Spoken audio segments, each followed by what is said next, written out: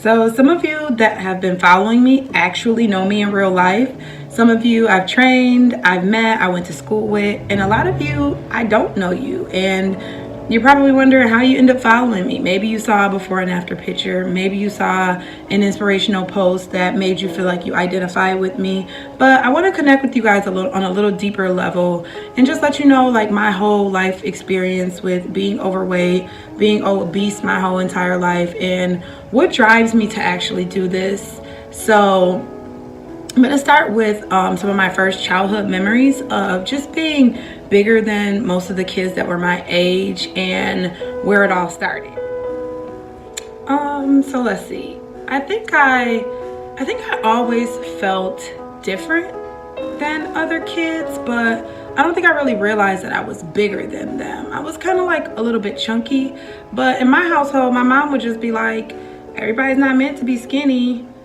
Everybody in our family is big. Your dad is big. So I didn't really feel that different. It wasn't until I would say honestly, like I was like maybe like 6 years old, and a boy that was on a swing behind me said that I had a big butt. Now I know that sounds weird, but I was very thick when I was a little kid, kind of chunky. So when he said that, and I kind of liked this boy, it was very like shocking to me. Like, why would he say that? And I ended up writing in my journal about it. I think that's when I first started to struggle with how the world viewed me and how I viewed myself. So my mom got really mad because she thought I was like being sexual or something. And I got in trouble for writing that this guy said I had a big butt.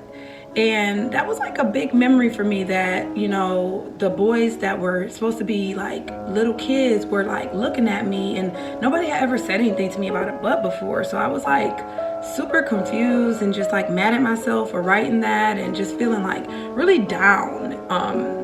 And then my next memory of really feeling like I was bigger was when I was going into 5th grade, because when we went school shopping, I noticed that like I was wearing like a size 9 or 10 in shoes, and my clothes that my mom got me were women's adult sizes, like a 14, 16 or something around that range. And I just remember like getting kids clothes and then like being 10 years old getting a 16.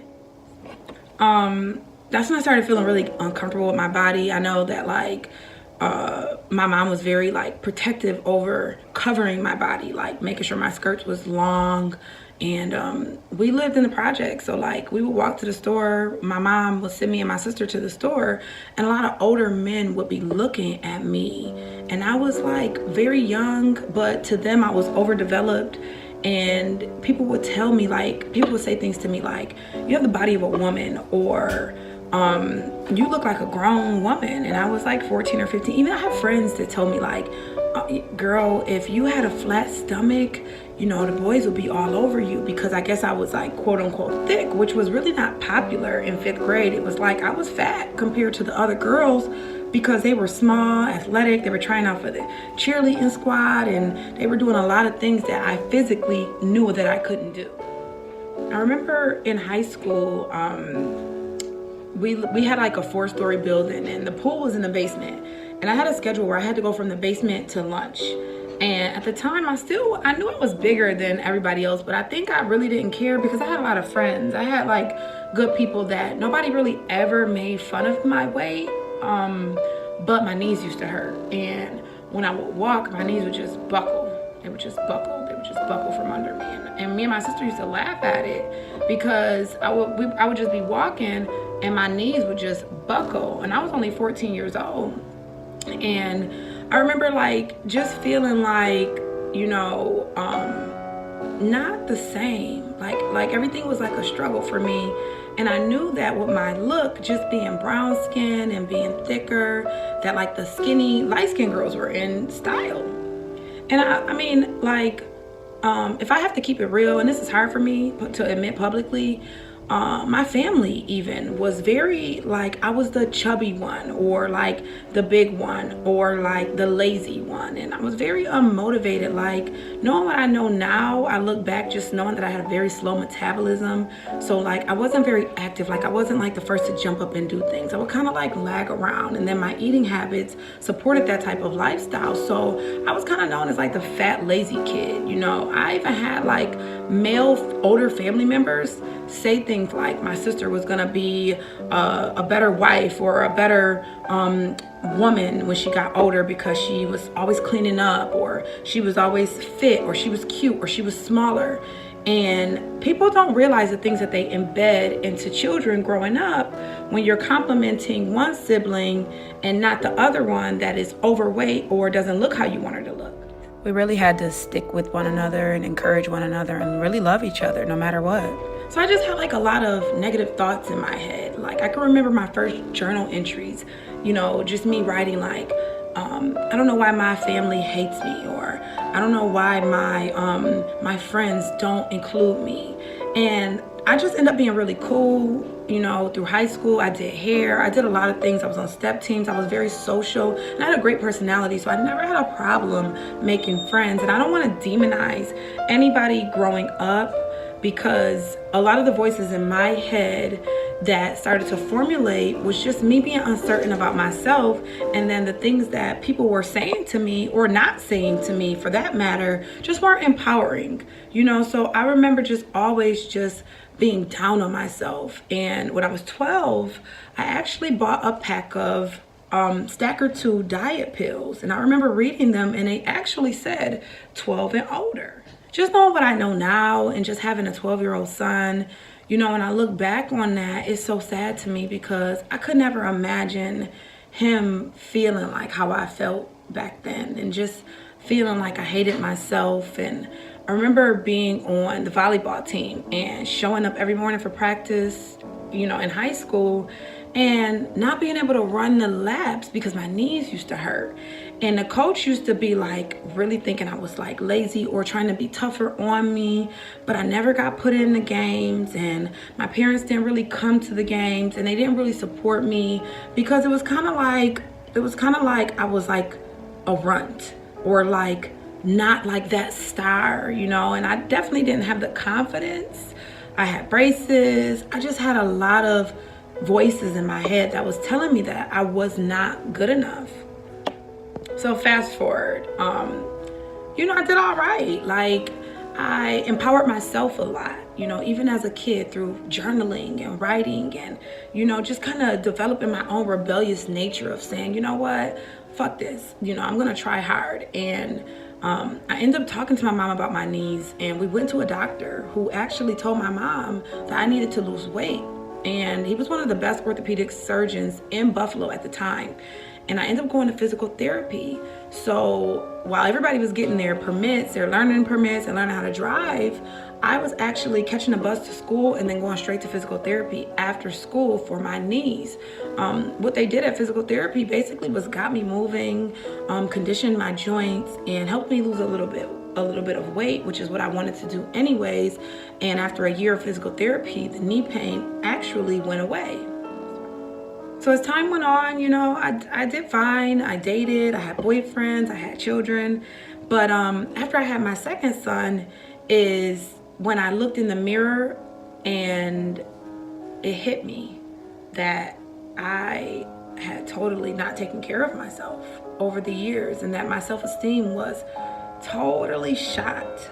You know, no matter what the pictures that I posted, no matter if I was going out, having fun, clubbing, you know, no matter how much makeup and everything I put on, I still really did not love myself. And it was when I broke up with my son's father that I looked in the mirror and was just like, is this what you want? Is this how you want to look? You know, I was covering myself up in pictures. I was wearing girdles. I was sucking my stomach in, and my confidence was in the basement. So that's when I really got serious. You know, I started going to the gym. I started being consistent. Every single day, I ate the same thing over and over again. I didn't order food with my coworkers. I didn't socialize with them. the way that people socialize, you know, on lunch breaks. I was so serious and I was so determined. And I got a series of trainers. I invested a lot of money into my health, and I totally like reprogrammed my mind. I got very focused, and once I lost the weight, I started seeing a lot of women that were just like me. You know, having a C-section, they told me my stomach would never be flat. Having children, they told me I would never look a certain way. I would never be able to wear a two-piece bikini. And I ended up competing in bikini competitions. So I was able to break a lot of barriers through encouraging myself and proving a lot of people wrong. So I'm sharing this tonight because I know it's a lot of people out there that really can never picture themselves in shape. And I was one of those people that for my whole entire life, from as early as I can remember, people just didn't like me as much as I thought that they should, because I felt like I just wasn't good enough. I felt like I was never gonna be athletic. I've never been an athlete, and I never could see myself where I'm at right now. And I just need people to know that it's possible. You know, however you feel about yourself, however long you've carried the weight of being overweight, there's an end date to that. And it might be a long journey, which at the time I didn't know why I was going through this or why I was experiencing these hardships. But now I know, because I see myself in so many other people, and I hear the language that come out of people's mouth, and I know that they don't have the self-determination and the confidence that they need. Most people really want to lose weight. I mean, nobody is waking up in the morning and saying, I want to be overweight, I want to be unhealthy, I want to be fat, I want to be obese. Nobody is making that choice. But sometimes when you come from a place where there is no positive reinforcement, you know, where I'm from, there's not a good job. There's not a you're doing good. There's a lot of tough love in the hood, and you're expected to just overcome everything. You're expected to see trauma, poverty, be raised by single parents, be given processed foods, have no access to anything, and still come out okay. And that's unrealistic. I had to deal with a lot growing up. And as I healed and I started to look back, and I started to say to myself, I normalized that, and that wasn't normal. You know, the stress eating, the emotional roller coasters, we think it's our fault. And I'm not saying that everybody that has experienced a hard life should be eating unhealthy, but it's no wonder. I mean, when you come from generations of poverty, then you are taught to eat everything on your plate and not waste food. You are taught that everybody in your family isn't small, so you're not meant to be small. Those voices you hear growing up start to be your inner thoughts.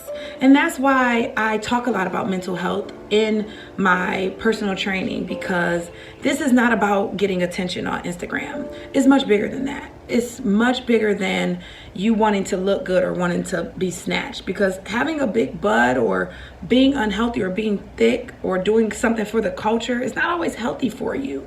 And I had to learn that. And at 12, I bought my first pack of diet pills. I mean, that speaks volumes to our culture, to the adults, to the people I was around, to the things I was exposed to.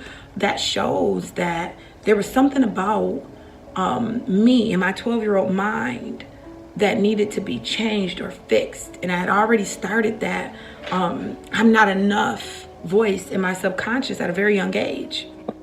The funniest thing to me that I look back and laugh at, is that when I got my first real job after college, one of my coworkers brought her lunch to work, and she had like some carrots and like some hummus and some snacks. And I was very shocked and surprised at her lunch. And I was asking her a lot of questions, and it's so funny because I know she thought I was nuts. But I was like, did you pack that lunch? Where'd you get it from?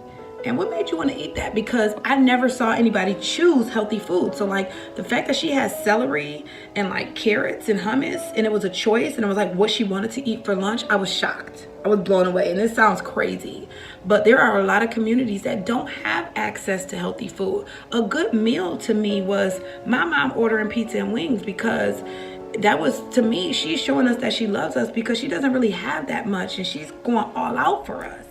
You could never have told me that I would have made it this far. I had to learn so much about happiness. I had to learn so much about self-love. I had to learn so much about consistency and patience and dedication and seeing a goal through to the end and encouraging myself that the journey still doesn't end for me. I see so many people that like, they get stuck and the voice that's in their head tells them that, you know, they're not going to do it, or that that's for somebody else, or that something, that a goal that they have is too hard for them. And I'm here to tell you, like, I am the person obese my entire life, and I train like an athlete. I'm never going to be perfect, but I'm the perfect version of myself. And I'm so unique, and my story is going to encourage other people. And you have to remember that you have a purpose, and your weight loss journey might not be just for you. It's very selfish sometimes to feel like a victim. You know, you get into this, oh my God, why me? Why did God make me obese? Why am I not skinny? And it's ironic, and it's not even funny, but it's ironic to see some people that were slimmer in life, and now they're older and they're gaining weight, and they've never mastered even having a healthy life because they've been fit their whole life. And to see what I learned from being overweight, and how I did train myself to become disciplined like an athlete. And sometimes you have to pat yourself on the back for things like that, because you're going through life thinking, oh my God, this challenge is going to defeat me. And that's how I felt. You know, I felt like I was going to always have bad knees. I felt like I was going to never be able to work out and not be in pain. I felt like I never was going to be able to run. I never thought I was going to be able to complete a 5K. Never thought that I was going to be able to go to the gym, turn the treadmill on the incline and do sprints. So that's why when I'm at the gym, I don't care who's looking at me, because they don't know my story. And one day a lady came up to me and said, oh, keep up the good work. I can't wait to see your after picture. And I was laughing to myself, because I was thinking, I am the after. I was 300 pounds. I lost 100 pounds, baby. I am the after. And just keep going on your journey. You know, whatever is your reason, whatever things that maybe you have fed into yourself, believing that you can't do it. When you get up in the morning, face that. You know, face that, and know what voice inside of you is the truth and what voice inside of you is a lie. Because a lot of the things that I told myself, I defeated myself, and I had to take responsibility for that. Nobody in my family was specifically being mean to me or trying to demonize me. Sometimes it's the culture. Sometimes it is where you come from. And I showed people that things could be different. I showed people that you can come from the hood and you can make it out of Buffalo and move to LA. You know, I broke a lot of barriers that many people didn't know were possible. You don't see people every day lose 100 pounds and relocate to one of the largest cities in the world. So that was even a testament to myself to look back and say, hey, look, you did it. You know, and it wasn't such a big feat. And you weren't this person that you thought you were. You were actually amazing. And we're born so pure, and we come into the world like a blank sheet of paper, and all these experiences get added until we finally end up feeling less than. And we're not born like that. So step into your purpose, step into who you were born to be, and come out of that cocoon a beautiful butterfly at the end of the day. Have a good night, guys.